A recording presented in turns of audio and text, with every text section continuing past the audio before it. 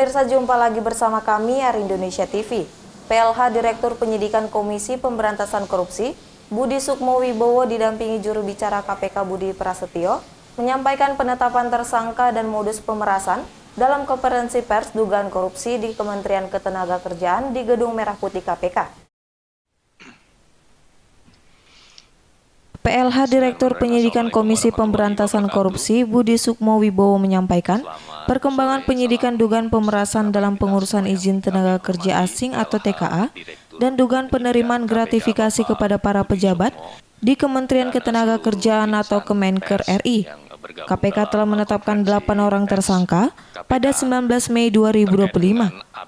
Kedelapan tersangka berinisial SH, HYT, WP, DA, GW, PCW, JS, dan AE.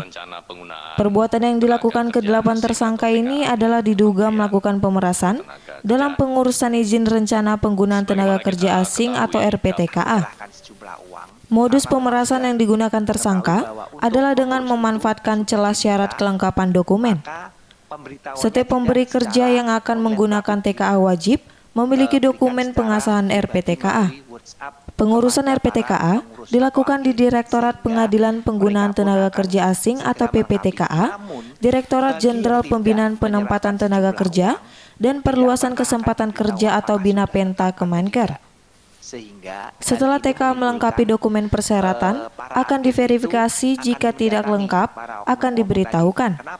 Pemberitahuan ini hanya berlangsung selama 5 hari.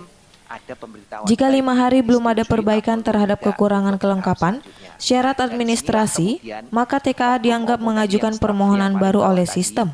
Atas perintah dari atasannya berjenjang sampai dengan dirjennya itu menentukan tarif-tarifnya. Berapa yang harus dipungut ketika perizinan ini bisa dikeluarkan. Nah, disinilah terjadi prosesnya. Permintaan sejumlah uang itu kepada para agen. Nah, dengan alasan bahwa supaya RPTKA dikeluarkan. Kenapa RPTKA ini harus segera dikeluarkan? Ini juga merupakan celah yang juga bisa dibaca oleh oknum-oknum dari Kemenaker tersebut, karena ketika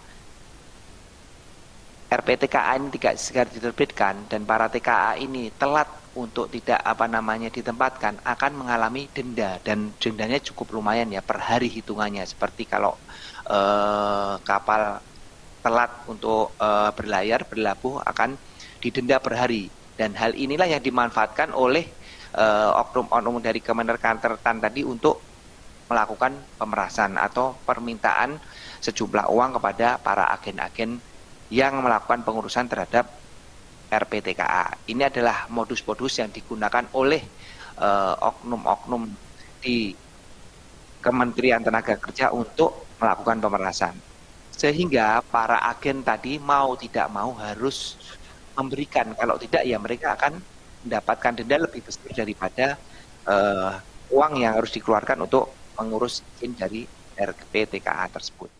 PLH Direktur Penyidikan KPK para pemohon melalui agen mendekati oknum staf agar dokumen RPTK disetujui dan diterima selanjutnya bisa dikeluarkan agar tidak dikenakan denda per hari.